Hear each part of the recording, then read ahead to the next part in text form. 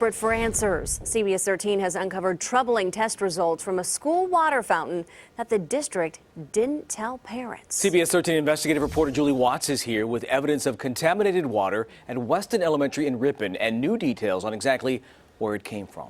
Yeah, we got our hands on these water fountain test results through a public records request. This is stuff that parents haven't seen. They show the presence of a cancer-causing chemical in the school drinking water.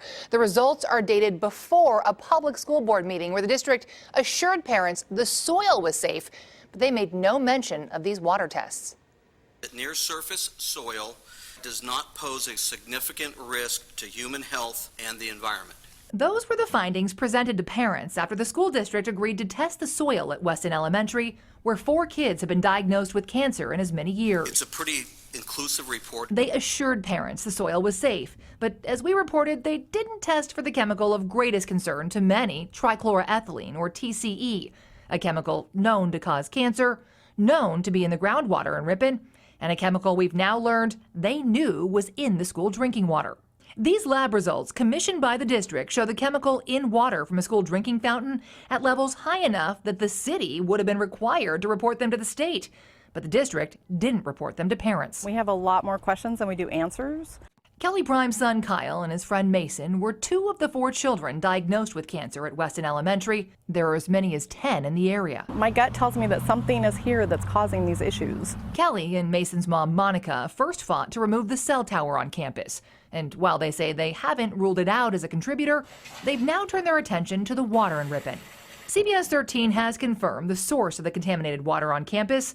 According to the city, it was this well, which they claimed had been turned off last year after testing positive for TCE-related chemicals at 90% of the legal limit. Why did you wait 6 months to let folks know that you took this well offline? We questioned the city back in May after uncovering inaccuracies in the city's water reports and years they didn't test this well for the chemical at all. The city now confirms they've been periodically turning the well back on without notifying the public. And it was active the day the school samples were taken back in March. Is that safe for folks to drink? It's within the state guidelines. But UC San Francisco scientist Vina Singla says there are no safe levels of TCE exposure for children. Drinking water standards and guidelines that we have now are many decades old, and they don't account for the latest science that shows that pregnant women and children are more susceptible to TCE. The city insists the water meets all established drinking water standards and notes the levels found on campus were below the legal limit.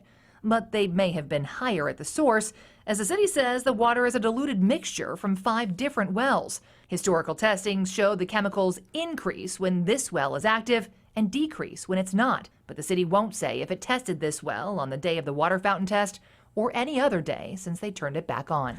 So until we get those answers to those questions, we are very concerned. Now, the city says it only activated that well for a total of 33 hours since it took it offline. We asked the school district why they didn't immediately notify parents about the water on campus, and we asked if they did any follow-up tests. The district has not responded to our emails over the course of several days, but they have now posted that raw data on the district website. And, you know, parents point out this test was one snapshot in time. These levels are constantly fluctuating, so they really have no idea how much their children have been exposed to this chemical, if at all. Yeah, health issues are so crucial, and especially when they involve kids. I mean, hello. It's scary. Why would you turn that well on if you knew? Julie, thanks. Thanks, Julie.